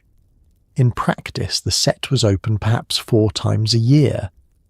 The children, for whose enrichment it had been so solemnly purchased, discovered that consulting a heavy volume was a great deal more effort than simply not knowing something, and the encyclopedia settled into a life as furniture, magnificent and largely untouched. Its most frequent use, in many homes, was structural. A stack of the heavier volumes made an excellent booster seat for a small child at the dinner table, and a single volume propped open a stubborn window admirably. But none of that diminished its value, because its value was never really about being read. It was about looking magnificent, about standing there in leather-bound splendour, about announcing a family's aspirations to everyone who entered. And looking magnificent is half of being rich. Now let's leave the house entirely, because the truly wealthy did not just live well at home. They belonged somewhere exclusive. Let's go to the club. Welcome to the country club, where your money buys you the right to be around other people with money. Membership is expensive, exclusive, and precisely the point, because a luxury nobody can see is barely a luxury at all. Let's understand the fundamental logic of the country club, because it is a beautiful piece of social machinery. Everything else you have purchased, the pool, the cars, the appliances, provides comfort or convenience, or the admiration of your neighbours. The country club provides something more refined, belonging. It is a private institution that admits some people and excludes others, and the entire value of being inside it depends on the fact that so many are kept outside. You are not merely paying for golf and tennis and dinner. You are paying for the assurance that you're among the right sort of people, and that many others are not permitted to join you.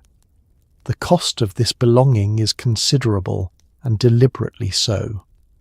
There is an initiation fee, a substantial sum simply to be admitted, and then monthly dues on top of it, an ongoing expense that continues whether you visit or not. And crucially, admission is not merely a matter of money. There is a process. You must be sponsored, recommended, considered, approved. The barrier is part of the appeal because a club that would take anyone with the fee would be worth nothing, and a club that makes you wait and prove yourself is worth a great deal. Once inside, the pleasures are many, and you pursue them with more enthusiasm than skill. There is golf, that grand and maddening game, which you play badly across manicured greens while dressed in coordinated pastels, losing balls in the water and taking generous liberties with your score. There is tennis, played in crisp whites on courts kept in perfect condition, where the outfit matters at least as much as your backhand. And whether you excel at these games hardly matters, because the point was never athletic achievement. The point was to be seen playing them, in the right clothes, in the right company. The true heart of the club, though, is the clubhouse, a grand building where the members gather to dine and drink, and above all, to socialise. And here occurs one of the great pleasures of membership. You never seem to see a bill.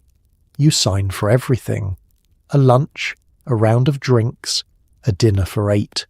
All of it settled with a signature and a membership number. The vulgar business of money deferred to a monthly statement that arrives later, quietly, out of sight. To sign for a meal rather than counting out cash is itself a small ritual of belonging, a sign that you are a member here, not a customer. The club hums with a particular energy, the quiet satisfaction of exclusion. This is where business deals are struck between rounds of golf, where reputations are polished over cocktails, where the right connections are made and the right people are cultivated. The gossip flows, richer here than anywhere. The whispered news of who is up and who is down among families of standing. The pool is bigger than yours. The dining room is grander than your own. And every corner of it reinforces the comfortable, reassuring sense that you have arrived somewhere that not everyone gets to go. This is where deals are made and reputations are polished. But even the club cannot compete with the ultimate flex of the era, getting on an airplane and leaving the whole country behind. Let's pack a bag. Let's go on vacation, and not the pile into the wagon and drive to a lake kind. You are flying on a jet to Hawaii, in an era when air travel still felt genuinely glamorous. You dress up for the flight because flying is an occasion, and the stewardesses serve you a full meal on real plates with real silverware, in a seat with actual legroom.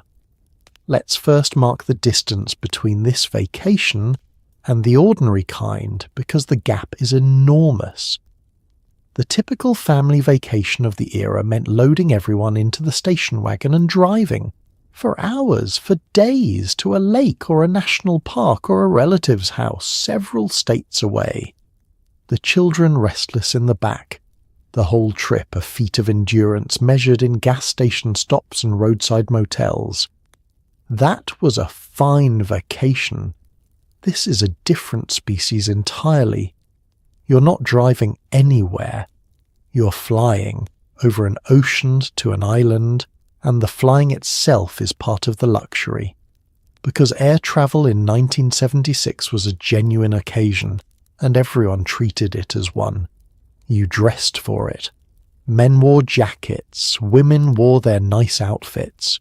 Children were scrubbed and put in their good clothes, because boarding an airplane was a special event and one dressed accordingly, the way one dressed for church or a wedding. The airport itself felt momentous, and stepping onto the plane felt like stepping into the future, into a gleaming tube that would carry you across the sky to somewhere impossibly far away. And the experience aboard was, by later standards, unimaginably civilized.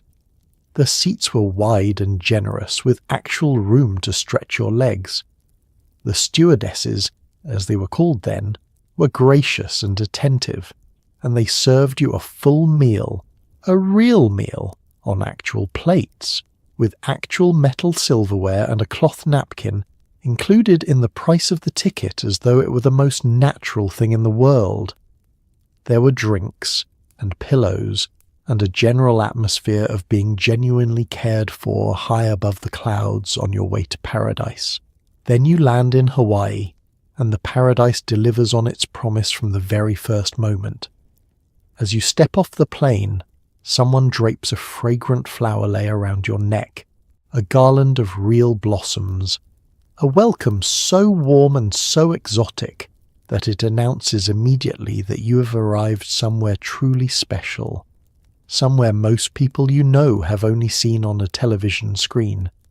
The air is soft and warm and smells of the ocean and of flowers, and you have crossed an ocean to reach it. The days that follow unfold in a haze of ease. You lounge on beaches of impossible beauty. You sip elaborate tropical drinks garnished with tiny paper umbrellas and skewered fruit. You watch the sun set over the Pacific in colours that seem invented. You are pampered, relaxed, and gloriously far from ordinary life. And there is a particular satisfaction, a small and honest one, in knowing that while you drift here in paradise, your less fortunate friends and neighbours are back home, in the ordinary heat, dutifully watering your lawn and collecting your mail. Air travel is not yet cheap, not yet miserable, not yet a cattle chute of removed shoes and tiny bagged pretzels and shrinking seats. For now, in this golden window, it is a luxury, an event, a glamorous passage to somewhere wonderful, and you wear it well. But warm beaches are only one flavour of expensive escape. Let's trade the sand for snow. Now let's head for the mountains, because the truly rich have a second, colder vacation entirely.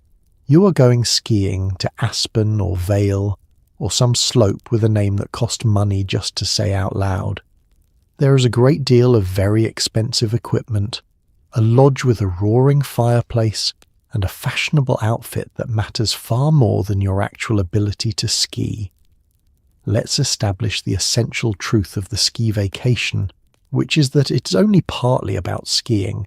Certainly there is skiing available, and certainly some people do it, but the deeper purpose of the trip is to be the kind of person who takes a ski trip, to be seen in the right mountain town, in the right clothes, holding the right drink, radiating the particular glamour of expensive winter leisure.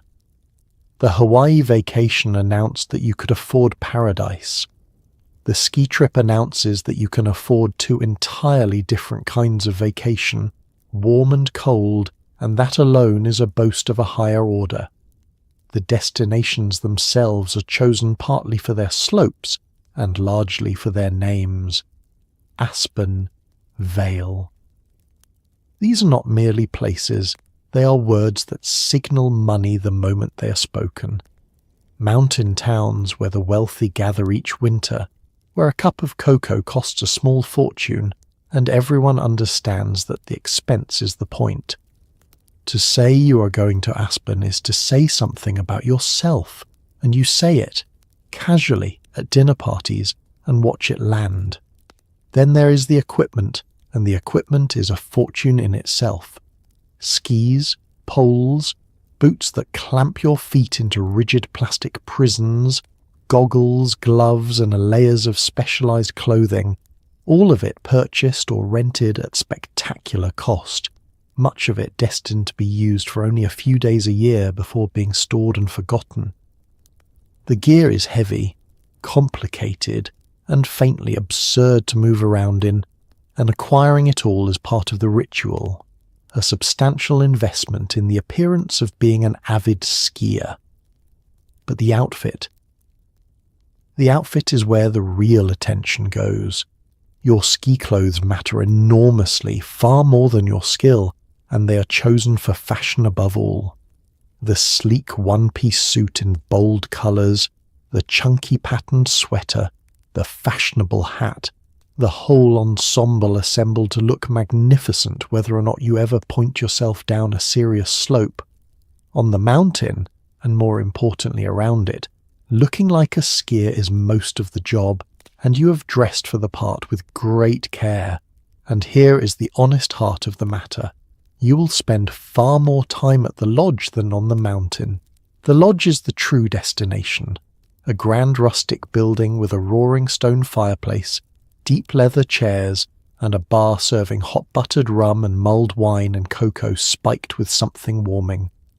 This is where the real skiing vacation happens, gathered by the fire in your chunky sweater, cheeks pleasantly flushed, drink in hand, telling stories about the slopes with people who have spent equally little time on them.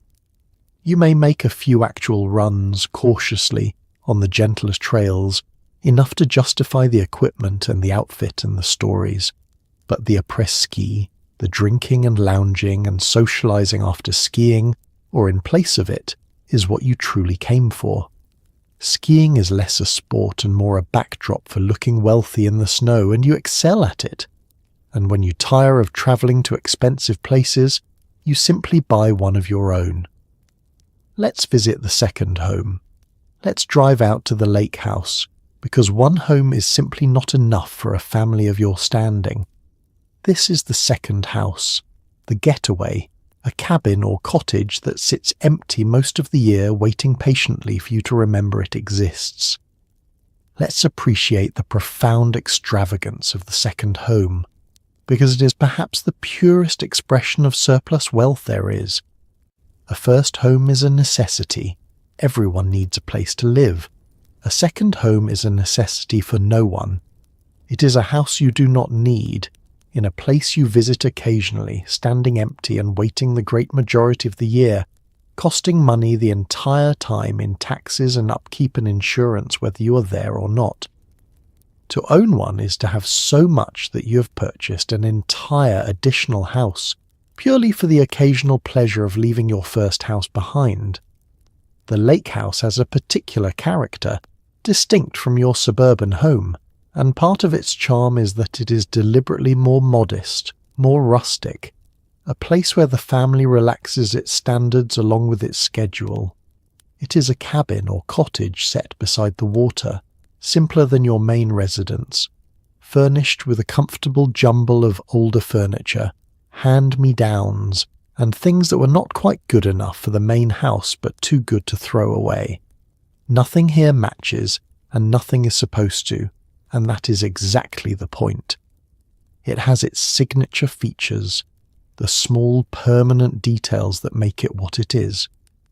There is a dock reaching out into the water, sun-bleached and slightly rickety, where you tie up the boat and where the children leap shrieking into the lake on summer afternoons. There's a little motorboat for puttering around the water and pulling squealing kids on inner tubes. There's a musty smell that greets you every time you arrive and open the door, the particular scent of a building that sits closed and empty between visits, a smell no amount of airing out ever fully banishes.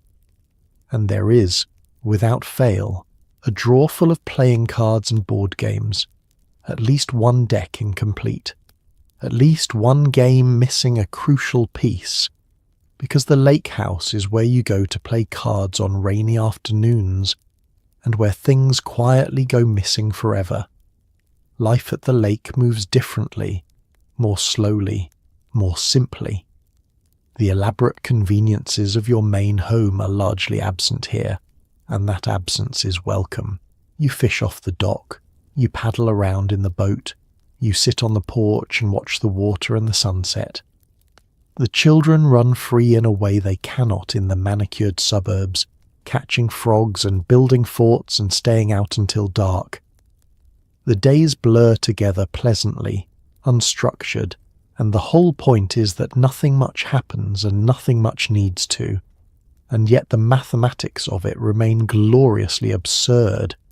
You visit perhaps 6 weekends a year, a handful of summer weeks and the occasional autumn escape, and for all the other days, the vast majority of the year, the house simply sits there, dark and empty and musty, waiting. It is a spectacularly inefficient use of money, an entire house standing idle most of the time, and that inefficiency is precisely what makes it such a powerful signal of wealth. It is relaxation you can hold a deed to. But maintaining all of this, the houses, the pool, the impeccable carpet, takes work, and you, my wealthy friend, do not do that work. Someone else does. Let's talk about the help. Let's acknowledge the quietest luxury of all, other people's labour. Your immaculate home does not clean itself, despite the self-cleaning oven's best efforts. A cleaning lady comes weekly to vacuum the endless shag, polish the wood panelling, and restore order to a house full of people who create disorder professionally. Let's recognize this for what it is, the oldest and truest luxury there is, older than any gadget, older than any appliance. Every machine in your home promises to save you labour, and each one does, a little. But the most complete way to be free of labour is not to buy a machine to do it. It is to pay a person to do it. And that is a luxury of a different and higher kind. All the humming appliances in the world still leave a house that must be cleaned, and the genuine mark of wealth is that you are not the one cleaning it. And so, once a week, the cleaning lady comes. She arrives in the morning and moves through your home with the practiced efficiency of someone who does this for a living, and she does the work that a family of your standing does not do for itself. She drags the vacuum across the vast expanses of shag carpet, waging the endless war against a floor designed to resist cleaning. She dusts and polishes the acres of faux wood panelling. She scrubs the bathrooms, wipes down the avocado kitchen, and generally restores order to a home occupied by people who, between her visits, create disorder with real dedication. The relationship is a particular one, familiar and distant at once.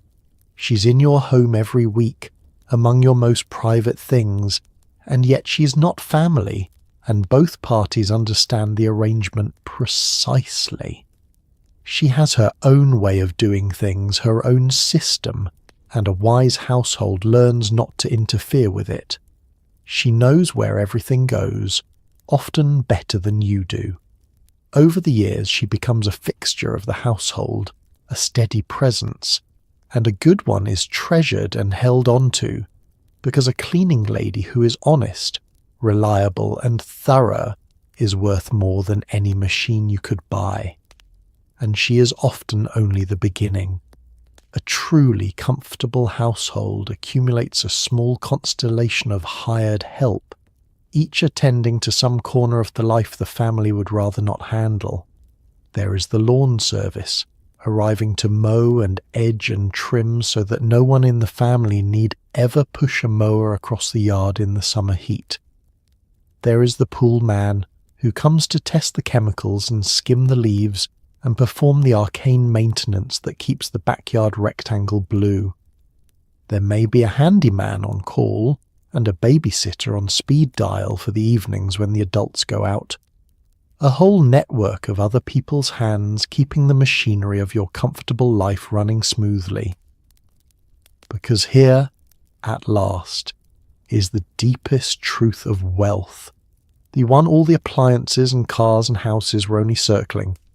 The genuine luxury was never really the gadgets. Marvelous as they were, it was time.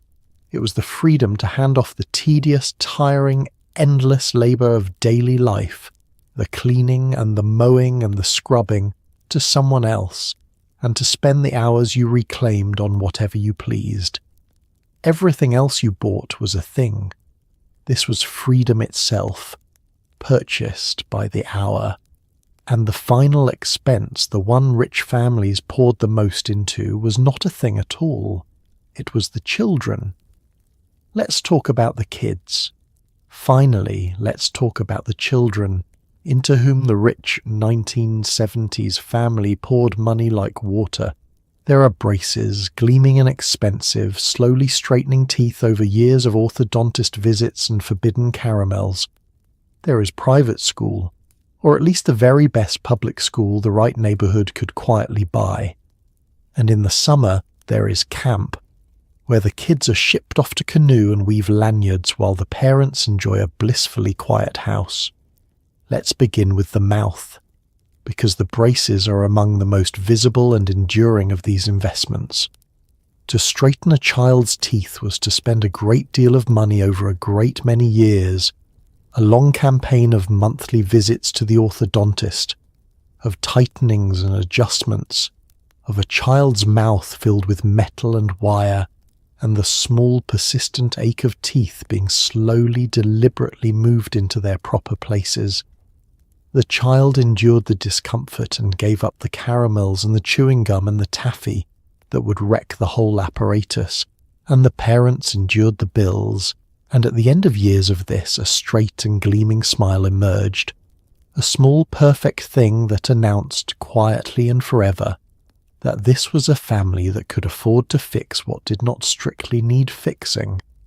Then there is the education, into which even more was poured, because nothing signalled a family's priorities like the lengths it went to for its children's schooling. Perhaps this meant private school outright, with its tuition and its uniforms and its promise of small classes and the right sort of classmates and a clear path toward a good college. Or perhaps it meant something subtler and no less expensive, buying a home in exactly the right neighbourhood, in exactly the right school district, so that the public school your children attended was quietly the best available, its excellence purchased through the price of the house, rather than through tuition, but purchased all the same, and in the summers there is camp. When school let out and the children were suddenly alarmingly home all day, the wealthy family had a solution that the ordinary family did not, and it was called summer camp. The children were packed off for weeks at a time to some rustic retreat by a lake or in the woods, where they swam and canoed and rode horses and wove endless lanyards out of coloured plastic, learning independence and outdoor skills and homesickness in equal measure, supervised by cheerful counsellors entirely elsewhere. The benefit to the children was real, an adventure and a rite of passage. But let us be honest about the benefit to the parents, which was equally real and rarely spoken aloud. With the children away at camp, the house fell blissfully, wonderfully quiet. The parents had weeks of peace, of adult time, of a home that stayed clean and calm, and they enjoyed it enormously, and felt only a little guilty about it, and sent their children to camp again the following summer. All of this, the braces and the schooling and the camps, added up to something more than the sum of its expenses. Raising a child well was its own kind of luxury, an investment measured not in dollars but in decades, in the slow shaping of a young life toward every advantage. It was, in the end, the most expensive and most hopeful purchase a rich family could make. And on that note, we have toured the whole shimmering, wood-panelled, avocado-tinted dream. So there you have it. A whole shimmering world of avocado appliances, wobbling waterbeds, and carpet you could lose a small child in. You spent your day sloshing awake in a heated lagoon, commanding the very temperature of the air with a sacred dial on the wall, crushing your garbage into dense little bricks for no reason anyone could explain, and shouting dinner is ready through a crackling box in the wall like the captain of a very carpeted airplane. You paid money for a television. You crushed your own ice. You waved a photograph in the air as though that helped. And through it all, you were the envy of the entire street. It is easy to laugh at it now, and we have gently all night. The pointless machines, the fake wood glued to the sides of everything, the fondue set used twice a year, the second refrigerator dedicated entirely to soda. It was excess for its own sake. Comfort piled upon comfort until the piling itself became the point. And yet, underneath all the smug little luxuries, there was something rather sweet about it. These were people who had worked hard, or whose parents had, and who wanted, more than anything, to be comfortable, to be modern, to give their children straight teeth and warm houses and a summer by a lake. They were reaching, in their wood-panelled way, for the good life, and for a golden moment they caught it. So tonight, as you lie in your own bed, in a home quietly humming with conveniences that would have stunned even the richest family of 1976, maybe spare a small, fond thought for them. For the man guarding his thermostat, for the woman crafting the perfect answering machine greeting on the 11th take, for the kids waving backward at strangers from the way back of the station wagon. They chased comfort with everything they had, and in doing so they helped build the soft, warm, effortless world you're drifting off in right now. Because the truth is, the future they were reaching for became your ordinary Tuesday, and that, more than any wet bar or waterbed, is the real luxury. So settle in, let your eyes fall closed, and sleep well. You've already got the good life. You just do not have to rake it. Rest easy.